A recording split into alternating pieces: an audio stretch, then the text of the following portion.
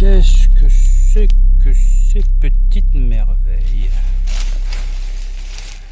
Bonjour à tous. L'hiver, c'est vraiment pas simple de trouver une motivation pour aller plonger. Entre les conditions hivernales, météo et la température de l'eau de mer entre 12 et 13 degrés, faut vraiment avoir envie. Et puis en plus, c'est une période de l'année où il y a des choses pour vous distraire, donc c'est pas simple. Mais c'est pas grave. Néanmoins, l'hiver, il y a aussi de très très belles journées. Regardez celle-ci. Magnifique. Temps clément, mer calme.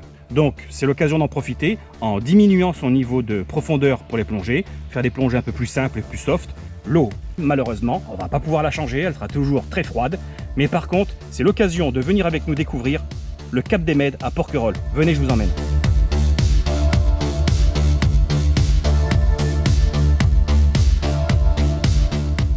Allez, c'est parti pour la cale de mise à dos de hier. C'est celle qui sera la plus proche et la plus facile d'accès du secteur pour vous rendre sur zone. Comptez environ 15 minutes pour cette traversée quasi rectiligne entre le port et le Cap des Mèdes, qui tient d'ailleurs son nom des îlots rocheux environnants, tels des statues qui auraient été érigées ici pour protéger cette zone nord-est de l'île.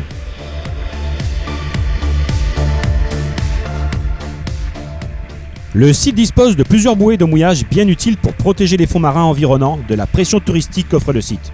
A ce titre, soyez très vigilants en période estivale, car dans ce secteur, la navigation est vraiment très intense, et cela peut être un réel danger pour tout plongeur.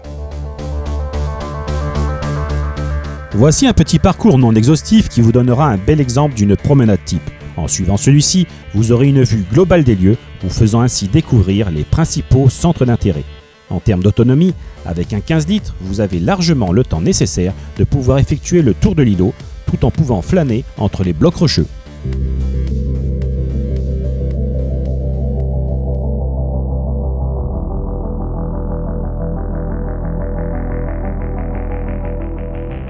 Ce site a la particularité de ne pas être exposé aux courants marins violents ni imprévisibles, mais il a surtout l'avantage d'être protégé en période de Mistral, le vent dominant de notre région, nous donnant ainsi accès à un site de repli très intéressant en cas de mauvaise météo.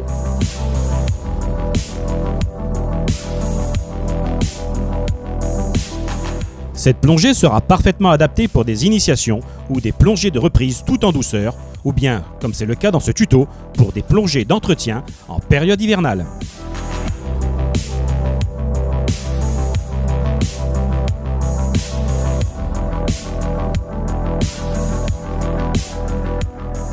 La topographie sous-marine sera comparable à la vision que vous pouvez en avoir en surface.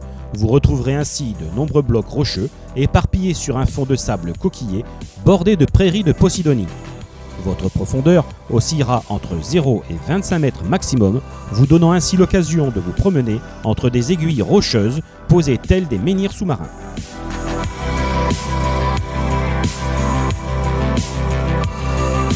Concernant la présence de vie marine, elle est étonnamment abondante sur un site si proche de la côte.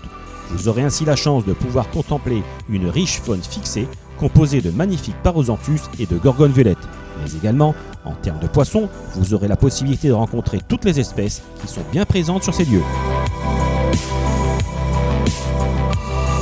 Les failles et éboulis rocheux situés au nord du rocher des Mèdes, à l'endroit de la promenade le plus profond, c'est-à-dire en bordure de sable, sont les endroits qui seront les plus riches en termes de vie fixée. Cela s'explique principalement par la présence de coralligènes. D'ailleurs, fouillez chaque recoin et chaque infractuosité, vous y trouverez à coup sûr votre bonheur.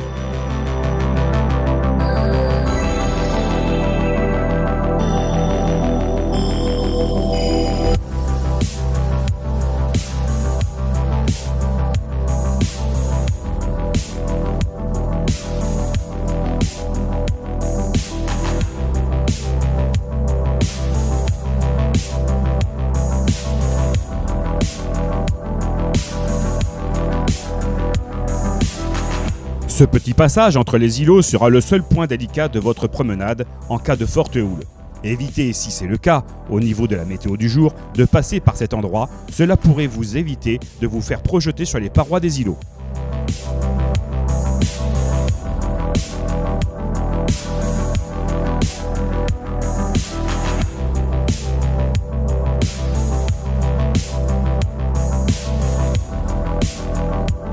Votre retour se fera par le côté ouest en traversant l'herbier de Posidonie. Ce secteur, peu profond est souvent utilisé par les clubs de plongée pour les baptêmes ainsi que pour les initiations. Cependant, restez malgré tout vigilants lors de cette fin de plongée, car de superbes rencontres sont toujours possibles.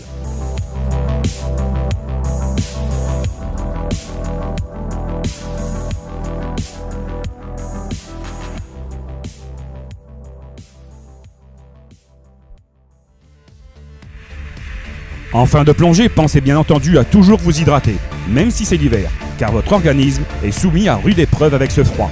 Un thé bien chaud sera idéal afin de pouvoir vous réchauffer.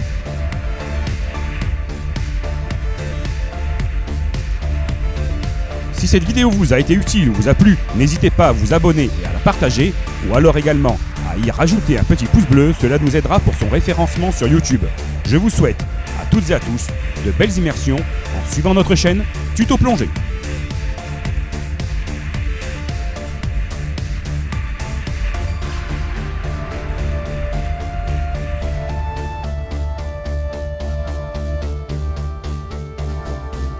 Bon, les trompettes font cache-cache. Regardez un petit peu pour les trouver. Le bordel. On rentre dans le bordel.